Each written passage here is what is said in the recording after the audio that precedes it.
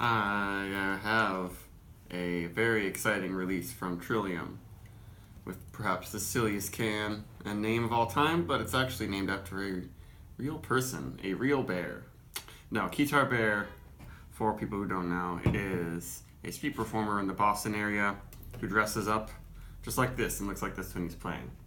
And, of course, he's locally famous for it. I saw him before he had the costume on, though, and he still looked cool.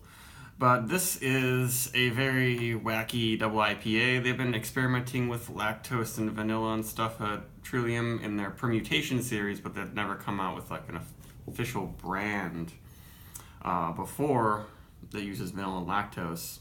So maybe they'll eventually brew this one again. But it's basically a milkshake double IPA. It has lactose, wildflower honey, and vanilla in it. It's Citra and Galaxy hops, 8.8% alcohol. And they also use some honey malt in here, which Trillium, I don't know if they've ever used in an IPA before. This was canned 2 days ago, and the reviews are, very polarizing. Milkshake IPAs are very polarizing. I don't like a lot of them because the lactose is often too strong, it's too sweet. Trillium said they just used a hint of lactose in this one, but we'll see. Did I say it's 8.8% alcohol? Yeah, I've never had any of Trillium's lactose or vanilla IPAs before, so I'm excited to try this one. Hopefully it isn't crazy sweet because I didn't get the full 4-pack, but I'm sure this will be a great one to share with friends. And it is very murky, but that's like their new style. They're bringing back the murk with a new fermentation profile. And the head is gonna die down pretty quickly, it looks like. It's not that great, but that happens with some of these. And the honey smell is very strong. It smells very sweet. It smells like, honey, vanilla, caramels or something. Ooh boy. I'm not getting too much vanilla or lactose in the nose, but it does smell very creamy. It's blending in with the honey and the Citra very well. And the Galaxy is adding just a bit of greenness, touch of a, eucalyptus-y type thing.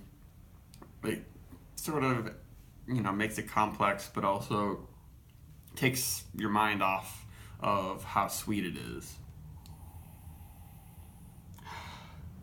Yeah, it smells a lot like their Cutting Tiles series, their honey double IPAs, which I've really liked some of those. The Galaxy Cutting Tiles I liked a lot, but those ones are pretty sweet, but they don't have the vanilla and lactose, which this one does. But it smells pretty darn good. Really creamy. It's creamsicle, and really overripe tropical fruits. Yeah, and a little bit of like sweet orange in there. It seems like it's going to be very sweet.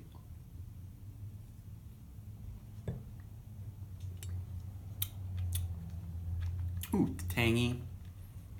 Get the vanilla and the flavor. It still has a bite to it. Not super thick or syrupy. And it lingers with some vanilla.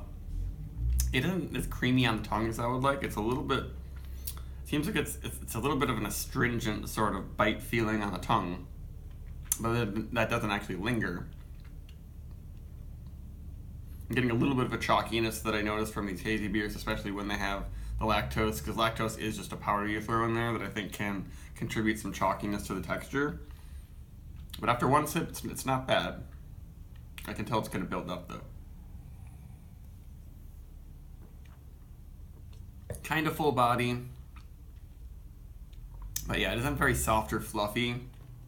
Though I would say it's rather dense and oily. It is a substantial feel. And I'm getting more chalkiness.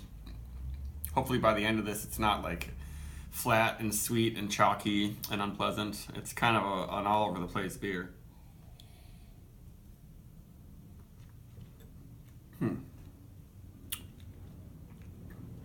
Yeah, it's not a nice creamsicle pillow on my tongue like I was kind of hoping. It seems like it's a little bit of a messy feel and finish. But I like the flavors. It's not too sweet. It's not too much of anything. The throat burn is mild. The booze is really just warming up my throat. I'm not noticing that it's ABV really at all, and it's not in the. I don't get any booze flavors. A little bit of booze smell if you really dig your nose in there, but this can is 2 days old, so it's at its peak of every flavor. It's just in your face.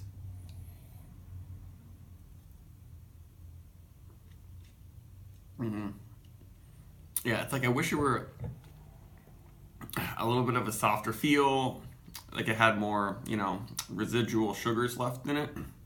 But I'm also happy that it's not super sweet. So it's kind of right. It's towing this line where it's making it palatable, but it's losing some of the things that would make it a really great beer, I think.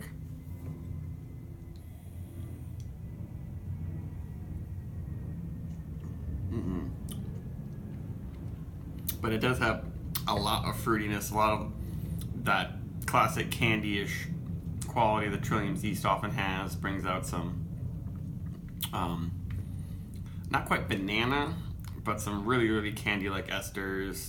Make me think of cotton candy. Maybe not quite juicy fruit in this one, but maybe almost marshmallow with the vanilla in there.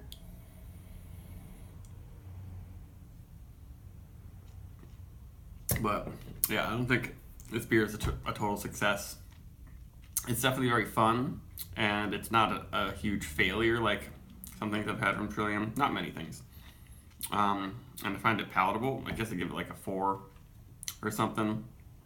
Not really knocking my socks off, mainly because of the feel. It's hard to get the right feel and finish and everything when you throw lactose in there. I wonder if this would be better if it was like there's no lactose and it was just a little less attenuated. It was lower alcohol, so it actually had some more, malt sugars going on in there. That would maybe give it a better feel a bit, and not contribute this weird texture from the slight chalkiness of the lactose. Lactose isn't too strong though, in the flavor and everything. It's not off-putting, but they didn't knock it out of the park with this one. It's probably worth trying it, but don't buy a case. I would not want to drink 24 cans of this. Goodbye.